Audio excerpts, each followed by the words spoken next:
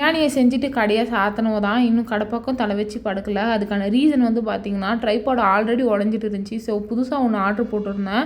வந்ததானா ஒழுங்காக வந்துச்சு. அதுவும் ஆல்ரெடி உடஞ்சே வந்தனால செம்மகாண்டு. உடனே ரிட்டன் போட்டாக்கா அவன் 4ஆம் தேதி எடுத்துக்கிறான், 5ஆம் தேதி எடுத்துக்கிறான்றான். இன்னும் வந்த பாடு இல்லை. சரி உடஞ்சதை வச்சு ஒரு முறை ட்ரை பண்ணலான்னு சொல்லி பார்த்தா எல்லாமே கரெக்ட் தான். பட் கீழே உடஞ்சிருக்கிறது ஒன்றும், மேலே ஃபோன் வைக்கிற ஹோல்டர் வந்து கொஞ்சம் லூஸாக இருக்குது. நிற்க வச்சாலே கழுத்து கொனையாக போடுது. நான் என்ன பேண்டேஜாக போட முடியும் அதுக்கு. இன்றைக்கி வந்து பார்த்திங்கன்னா பஸ்ஸாக தான் செஞ்சுருந்தேன். இதுக்கு வந்து தேங்காய் வந்து மஸ்ட்டு அவசியமான ஒரு அக்கா இருந்துக்கிட்டு தேங்காய் போடாமல் பஸ்ஸார் செய்வது எப்படின்னு சொல்லி கொடுத்தாங்க. ட்ரை பண்ணியிருந்தேன். டேஸ்ட் நல்லாவே வந்துருந்துச்சு.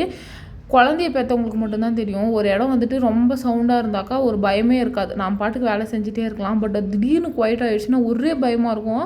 நானே இன்றைக்கி குட்டி வாண்டி என்னடா சவுண்டே போடலன்னு போய் எட்டி பார்த்தாக்கா இந்த பக்கம் சொப்பு சாமானா, அந்த பக்கம் டோரா புஜ்ஜி பாவம் வாய்க்கிலேயே பேசினுக்கிறா. அப்போ வந்து இவ சொப்பு சாமான் ஆடினுக்கிறா. பிரேக் வந்ததுக்கப்புறம் உட்காந்து பிரேக்கை பார்த்துனுக்கிறா. ஆன்ட்டு இவளை புரிஞ்சிக்கவே முடியல.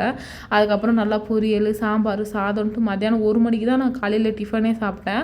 பாப்பா அங்கே இங்கே சுற்றிட்டு திண்டி ஸ்நாக்ஸ் எல்லாம் சாப்பிட்டு அவளும் என் கூட சேர்ந்து தான் சாப்பிட்டா. பட் இன்றைக்கி அவளோட பிளேட்டை பார்க்க எனக்கு ரொம்பவே பிடிச்சிருந்துச்சி. ரொம்பவே ஹெல்த்தியாகவும் கொடுத்துருந்தேன்.